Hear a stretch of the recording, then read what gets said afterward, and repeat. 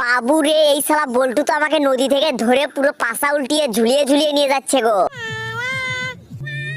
I দেখো অবস্থা, বল্টু যে আমার পাছায় আগুন লাগিয়ে দিয়ে কোথায় চলে গেল। এদিকে তো ভিতরে রান্না করার জন্যও কিছু দেয়নি। আরে সাব্বাস বল্টু, তুই তো অনেক বড় একটা মাছ ধরে নিয়ে এসেছিস রে, তাড়াতাড়ি আমার ভিতরে ঢুকিয়ে দিয়ে রান্না করে ফেল। ঠিক হয়েছে, শেখা তো লাগবেই, শালা আমার পিছনে আগুন লেগে দিয়ে মাছ ধরতে গেছিস তাই না?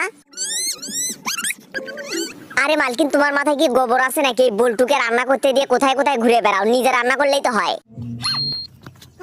আরে আরে মালকিন, আমাদের কথা তোমার মনে আছে? সেই কতদিন আগে আমাদেরকে ফেলে দিয়ে গেছো। এই বাবু, তোমরা ভিডিওতে লাইক করে চ্যানেলটি সাবস্ক্রাইব করে দাও তো।